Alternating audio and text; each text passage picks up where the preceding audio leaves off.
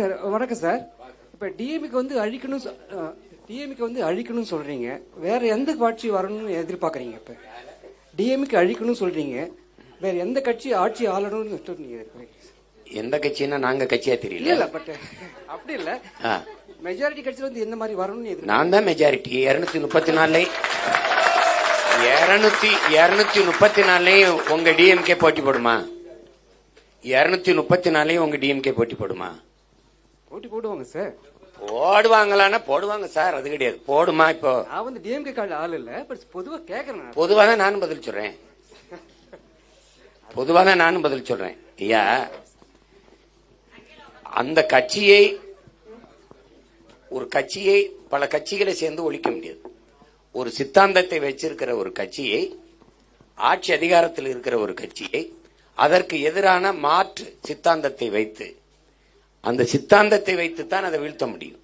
அப்படி பார்க்கும்போது இங்கே 2 பெரும் தத்துவங்கள், இந்தியம் திராவிடம், இப்படி பேசிதான் இருக்குது. அதுக்கு கொஞ்சம் அமைதியா இருக்கு. அந்த இந்தியம் திராவிடம் 2 அரசியல் கட்டமைப்புக்கும் உள்கட்டமைப்பு சாதிய மத கட்டமைப்புகள், இதுக்குள்ளதான் அரசியல் கோட்பாடு இருக்குது.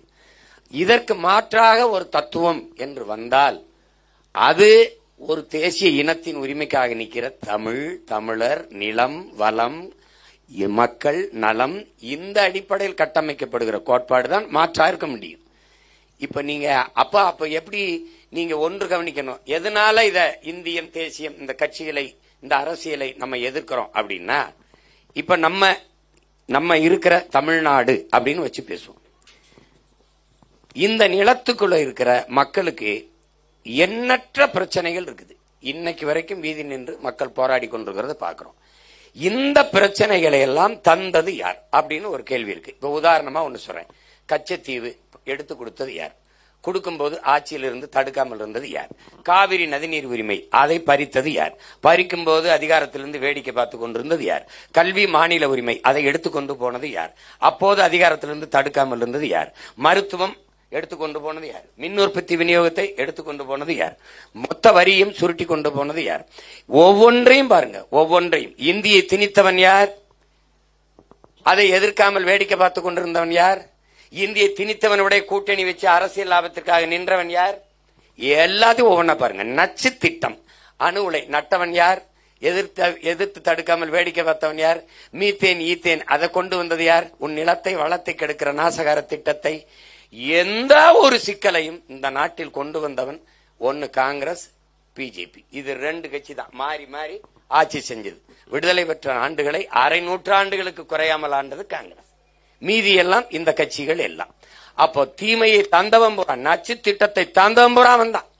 இந்த தனியார் மயம், தாராளமயம், உலகமயம் இந்த நாட்டை சந்தையாக்கினவன் எவன்? இவனுடைய பொருளாதார கொள்கை, இவனுடைய வெளியுறவு கொள்கை, இவனுடைய கொள்கை தான். கல்வி தனியார் அவன் கொள்கை தான், மருத்துவம் தனியார் அவன் கொள்கை தான், போக்குவரத்து தனியார் அவன் கொள்கை தான். இன்னைக்கு உலகம் சந்தை. அமெரிக்க வெளியுறவுத்துறை அமைச்சர் இந்தியாவின் சந்தையை நாம் கைப்பற்றிட்டோம், இந்திய சந்தையை கைப்பற்றிட்டோம். அப்ப இந்தியா நாடு இல்ல, அவனுக்கு ஒரு சந்தையாக்கினது யார்? அவன். எல்லாவற்றையும் சகித்து கையெழுத்து போட்டு பேசாம இருந்தது இவர்கள். இந்த நாட்டில் இருக்கிற சகிக்க முடியாத ஊழல் காரண கர்த்தாக்கள் யாரு? இவர்கள் தான். முறையற்ற நிர்வாகம் இவர்கள் தான். எல்லாவற்றையும் தனியாருக்கு தாரை வார்த்து கொடுத்து கமிஷனை வாங்கி கையெழுத்து போட்ட பெருமக்கள் இவர்கள் தான்.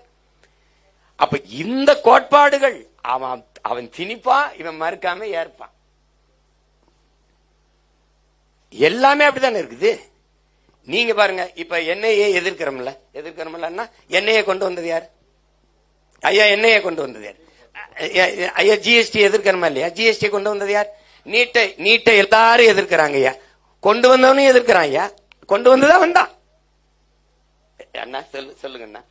இப்ப நீங்க வந்து காஷ்மீரை 2ஆ உடைச்சது யாரு? பிஜேபி. எதிர்த்து இவர்கள் போராடிய போராட்டம் என்ன? வலிமேற்ற எங்களை போன்ற பிள்ளைகள் தான் கத்திட்டு கிடந்தோம், ஒன்னும் கிடையாது. ஒருத்தனால யாசின் மாலிக் இந்த ஊருக்கு கூட்டிட்டு வர ஒருத்தனுக்கு துணிவு இருந்ததை பாருங்க. அது 10 வருஷத்துக்கு முன்னாடியே நாங்க கூட்டிட்டு வந்தோம், அதுக்கு இன்னைக்கு வரைக்கும் பிரச்சனை பண்ணுவான். அப்ப நீங்க ஆழ்ந்து கவனிச்சீங்கன்னா, இந்த கோட்பாடுகளுக்கு மாற்றாக ஒரு மாற்று கோட்பாடு ஒன்றுதான் இதை வீழ்த்த முடியும். அப்ப திமுகவை வீழ்த்தணும், யாரை கொண்டு வரணும்னா மாற்று தத்துவம். நாங்க எடுத்து வைக்கிற தத்துவத்தை பாருங்க. எங்களுடைய கல்விக் கொள்கை பாருங்க, எங்களுடைய பொருளாதார கொள்கை தற்சார்பு, தாய்மை, பசுமை பொருளாதார கொள்கை நாங்க சொல்றோம். கல்வி எப்படி கொடுப்போம்னு சொல்றோம், மருத்துவம் எப்படி கொடுப்போம்னு சொல்றோம், வேலை வாய்ப்பு எப்படி பெருக்குவோம்னு சொல்றோம், நிலமும் வளமும் சார்ந்த தொழிற்சாலைகள், வேலை வாய்ப்பு, வளர்ச்சின்னு சொல்றோம். அப்ப எப்படி மாற்று கோட்பாடுகள், அப்புறம் யாரை வச்சு ஒழிப்பீங்கன்னா அது தமிழ் தேசிய அரசியலை வச்சுதான் திராவிட அரசியல். திராவிடம்ங்கிறது என்ன நீங்க சொல்லுங்க? தமிழ்நாடு வாக்கு செலுத்தினவன் தமிழ ஆட்சி, திராவிட மாடல் ஆட்சி. திராவிடம்ங்கிறது சமஸ்கிருத சொல்லு, மாடல்ங்கிறது ஆங்கில சொல்லு, ஆட்சி வந்து தமிழ் சொல்லு, திராவிட மாடல் ஆட்சி. இப்ப இதை ஒழிக்காம என்ன பண்ணலாம் சொல்லுங்க? யாரு ஒழிக்கணுங்கிறத நான் ஒழிக்கிறேன், நாங்க ஒழிக்கிறோம். ஏன் நீங்க அவ்வளவு கஷ்டப்படுறீங்க? என்னன்னா யார வச்சு ஒழிப்பீங்கிறீங்க. நபிகளார்ட்ட போய் கேட்கிறாங்க, நபிகள இந்த தீமையை எப்படி ஒழிப்பீங்க அப்படின்னு. நன்மையை வச்சுதான் ஒழிப்பேன். திரும்ப திரும்ப சொல்றது திமுக எப்படி ஒழிப்பீங்க, அதிமுக தீமைக்கு எப்படி தீமை மாற்றாகும்? நெருப்ப வச்சு எப்படி அழிப்பீங்க? நெருப்ப அணைக்க ஒரு தண்ணி வேணும்ல, அந்த தண்ணி தான் நாங்கிறோம். தெரியுதா? வேற கேளுங்க. கேள்வியாளரை எடுங்க தம்பி, அமர்ந்தே கேளுங்க. நீங்க பின்னாடி மறைக்குது, அமர்ந்தே கேளுங்க. ஹலோ, நீங்க உங்களுடைய பிரச்சாரங்கள்ல தொடர்ந்து உருது முஸ்லீம்கள் வந்து தமிழர்கள் இல்லை அப்படின்ற ஒரு கருத்தை முன் வச்சிட்டு இருக்கீங்க. இது பெரும்பாலும் இஸ்லாமிய மக்கள் சமூகத்தில் ஒரு பெரிய ஒரு வேதனை ஏற்படுத்தி இருக்குது. என்னுடைய கேள்வி 2-3 கேள்வியா இருக்கு. பத்திரிகையாளர் வந்து நான் உங்களை அடிக்கடி சந்திக்கலாம். இதே மாதிரி சந்தர்ப்பங்கள் தான் உங்க எல்லா கேள்வி கேட்க முடியும். மூலமா கேட்டாலும் பதில் சொல்லியிருக்கேன். அதுக்கப்புறம் வந்து இஸ்லாமியர்கள், உருது பேசக்கூடிய இஸ்லாமியர்கள், தமிழ் பேசக்கூடிய இஸ்லாமியர்கள் என்று நீங்களே பாகுபாடு பிரிச்சீங்க அப்படின்னா, இந்திய அளவில் வந்து முஸ்லீம்கள் இஸ்லாமியர்கள் வந்து இந்தியர்கள் கிடையாதுன்றது பாஜகவுடைய சித்தாந்தமா இருக்கு. நீங்க இந்த பக்கம் வந்துட்டு தமிழர்கள் வந்து உருது முஸ்லீம் பேசக்கூடியவர்கள் தமிழர்கள் சொன்னீங்க. நீங்க கேட்கறதுல எவ்வளவு இருக்கு பாருங்க. நீங்க உங்களையும் தாழ்மைப்படுத்துறீங்க, என்னையும் தாழ்மைப்படுத்துறீங்க. எப்படின்னா, நீங்க உருது பேசுற இஸ்லாமியர்னு சொல்லிட்டீங்க, அப்புறம் நீங்க அவரை என்னை தமிழர்னு சொல்ல மாட்டீங்கன்னு சொன்னீங்கன்னா, நீங்க அந்த இஸ்லாமிய அந்த தாய்மொழியும் தாழ்த்துறீங்க, என்னையும் தாழ்த்துறீங்க. இப்ப நான் உருது பேசுற மக்கள் தமிழர்கள் கேட்டா பாகிஸ்தான் தமிழ்நாடான்னு கேட்டா நீங்க பதில் சொல்லுவீங்களா?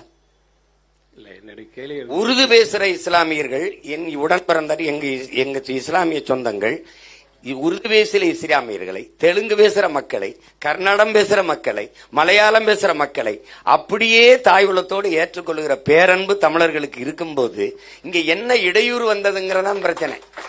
உருது பேசுற இஸ்லாமியர்களுக்கு இடம் இல்லை. நாம் தமிழர் கட்சியில உருது பேசுற இஸ்லாமிய தம்பியில் இல்லையா? அவங்க தேர்தலில் போட்டியிடலையா? உருது பேசுற இஸ்லாமியரை தமிழராய் ஏற்றுக்கொள், தெலுங்கு பேசுகிறவர்களை தமிழராய் ஏற்றுக்கொள், கன்னடம் பேசுகிறவரை தமிழராய் ஏற்றுக்கொள்ளுங்கும் போதுதான் அது கஷ்டமா இருக்கு. ஏன் அந்த மக்களினுடைய மொழியை, அந்த மக்களுடைய கலை கலாச்சார பண்பாட்டை எதுக்கு சிதைக்கிற நீங்க அப்படியே ஏற்றுக்கொள்ளக்கூடிய பேரன்பு எனக்கு இருக்கும்போது, என் உடன் பிறந்த சகோதரனா ஒரு தாய் பிள்ளைகளை நாங்க தழுவி வாழுகிற பேரன்பு எங்ககிட்ட இருக்கும்போது, அப்படி நீங்க அதனால ஏதாவது இடையூறு வந்துச்சுன்னு சொல்லுங்க. நம்ம கோட்பாடை நீங்க புரிஞ்சுக்கணும். எல்லாரும் ஒன்னா கூடி வாழுவோம். ஆனா எங்க தாய் நிலத்தை தமிழர்கள் நாங்க தான் ஆளுவோம். எல்லாரும் ஒன்னா நிப்போம், ஒரு தாய் பிள்ளைகளா ஒன்னா நிப்போம். ஆனா நாங்க தான் கொஞ்சம் முன்னால் நிப்போம். ஏன்னா இந்த ஒரு இடம் தான் எனக்கு இருக்கு. நீங்க நல்லா கவனிச்சுக்கணும். எங்க தாத்தா காகித மில்லத்துக்கிட்ட வந்துட்டு லியாகத் அலி கான், இந்திய யூனியன் முஸ்லீம் லீக், அன்னைக்கு ஒரே கட்சி தான், இப்பதான் பல கட்சி. நாடு இந்த பாகிஸ்தான் விடுதலை அடைஞ்சு போன பிறகு சாஹிபு வாங்க நமக்கு ஒரு நாடு வந்துருச்சுன்னு தாத்தா என்ன சொல்லிப்பாரு நினைக்கிறீங்க? நீங்க போங்க, இது எங்க நாடு, எங்களுக்கு ஒரு நாடு இருக்கு. நீங்க இஸ்லாமிய மக்களுக்கு, இங்க இருக்கிற இஸ்லாமிய மக்களுக்கு ஏதாவது நல்லதை செய்யணும்னு நினைச்சீங்கன்னா அங்க வாழ்ற இந்துக்கள், கிறிஸ்தவர்கள், சீக்கியர்களை பத்திரமா பாத்துக்கிறீங்க. அதுதான் அவர் சொன்னது. அப்ப நீங்க இப்படி சொல்றதுனால என்னன்னா, தமிழன் ஒரு மாண்பு இருக்கு பாருங்க. யாதும் ஊரே யாவரும் கேளீர் அப்படின்னு பேரன்பு கொண்டு நேசித்து வாழ்ந்த ஒரு இனம் இருக்குல்ல, அது சிறுமைப்படுது. எனக்கு அதனால ஒரு பிரச்சனையும் இல்லையே. நீங்களா இருங்கன்னு தான் சொல்றேன். நீங்க எதுக்காக இனம் மாறீங்க? எங்களை தமிழரா ஏற்க மாட்டீர்களா? நாங்கள் 400 ஆண்டுகளா அங்க இருக்கிறோம்னு தெலுங்கு பேசுற மக்கள் பேசிட்டு அப்புறம் தெலுங்கர்கள் மாநாடு போடுவதை எப்படி நீங்க ஏற்கிறீங்க? இப்ப நீங்க தெலுங்கராவே இருந்து எங்களோட வாழ்றதுல எந்த இடையூறும் இல்லையேங்கிறதான் பிரச்சனைங்க. அதை நீங்க விளங்கிக்கணும். அதனால நீங்க காயப்பட்டா அதுக்கு என்னை பொறுத்துக்கிறீங்க. நீங்க காயப்படக்கூடாது. நாம ஒருதாய் பிள்ளைகள். இங்க பாருங்க.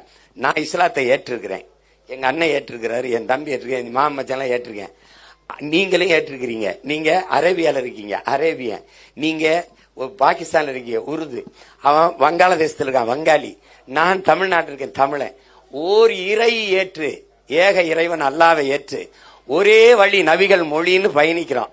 அதனால மார்க்கத்தால் நான் இஸ்லாம், மொழியால் இனத்தால் நான் தமிழன், அவன் அரேபியன், அவன் வங்காளி. உங்களுக்கு புரியுதுன்னு நினைக்கிறேன். இந்த உணர்வை நீங்க தெளிவுபடுத்திக்கிட்டீங்கன்னா நமக்கு ஒண்ணுமே கிடையாது. அண்ணன் நீங்க எங்களை என்ன தமிழனா ஏற்க மாட்டீங்க, எங்களை ஏன்னு நீங்க உறவா ஏற்க மாட்டீங்கன்னு சொன்னீங்கன்னா நான் அவமானப்படுறேன், வெக்கப்படுறேன். தமிழனா ஏன் ஏற்கணும்? நீங்க ஏன் உங்க அடையாளத்தை தொலைக்கிறீங்க? நான் இப்ப இந்த நிலத்தை விட்டு எந்த நிலத்துல வாழ்ந்தாலும் கொஞ்சம் அமைதியா இருக்கணும். கர்நாடகால 1.25 கோடி இருக்கிறோம். தென் மாநிலங்கள்ல பெரும் எண்ணிக்கையில வாழக்கூடிய ஒரு இனம் தமிழர்கள். நாங்க கர்நாடகால 1.25 கோடி. நாங்க யாராவது கன்னடனா மாறி இருக்கோமா?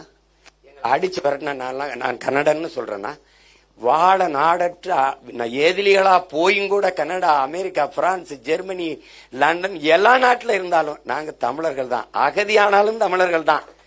உங்களுக்கு புரியுதா? கர்நாடகாவிலும் தமிழன், கேரளாவிலும் தமிழன், ஆந்திராவிலும் தமிழன், பீகாரிலும் தமிழன், குஜராத்திலும் தமிழன், உத்தரப்பிரதேசம் தமிழன், உகாண்டாவிலையும் தமிழ். எங்கு போனாலும் தமிழன். நாங்க தமிழனா இருக்கோம், இனம் மாறல. ஆனா இங்க யாராவது வந்தா, பீகார்ல இருந்து வந்தா நான் இந்தியன், கேரளா, ஆந்திராவில இருந்து வந்தா நான் நான் திராவிடன், நான் அங்க போனா நான் தமிழன். அதனாலதான் புரட்சி பாவலன் சொல்றான், எங்கு பிறப்பினும் தமிழன் தமிழனே, இங்கு பிறப்பினும் அயலான் அயலானேன்ட்டான். அதனால நீங்க அந்த கவலையே விடுங்க. உங்களுக்கும் எனக்கு இருக்கிற இந்த உறவு பிணைப்புல ஏதாவது சிக்கல் வருதுன்னா நீங்க சொல்லுங்க, நான் தலை குனிகிறேன், அவமானப்படுறேன். ஆனா நீங்களா இருங்க, நாங்களா இருக்கோம். ஒருத்தன் தன் இன அடையாளத்தை விட்டு, இங்க பாருங்க, நான் இஸ்லாத்தை தானே ஏற்றிருக்கிறேன். எழுதுங்கள் என் நெற்றியில் நான் அரேபியன், நான் இஸ்லாமியன் என்று சொல்லவே இல்லை முகமது தர்வீஸ். எழுதுங்கள் என் நெற்றியில் நான் அரேபியன் என்று தான் முழங்கினான். நாளை என் மொழி இறந்து விடுமானால் அதை கேட்க நான் இருக்க மாட்டேன், இன்றே நான் இறந்து விடுவேன் தான் அவார் மொழி கவிஞன் ரசூல் அம்சத்து முன்வைத்தான். ஏன்னா அவன் அடையாளம் மார்க்கம் அல்ல, அவன் மொழி. அதான முக்கியம். நீங்க என்ன, நீங்க வேற நாட்டுக்கு போனீங்கன்னா பண்ண ஐ ஆம் இஸ்லாம்னு கை கொடுக்க மாட்டான். புரியுது நினைக்கிறேன். ஐ ஆம் உருது, ஐ ஆம் அரேபியன், அப்படிதான் கை கொடுப்பான். அதுதான் உங்க அடையாளம். நீங்க அதை என்னை ஏற்க மாட்டீங்கன்னா நான் ஏற்கிறேன், உங்களுக்கு ஒண்ணும் இல்லை. நீங்க வாங்க, நாளையில இருந்து நாம் தமிழர் கட்சிக்கு வாங்க.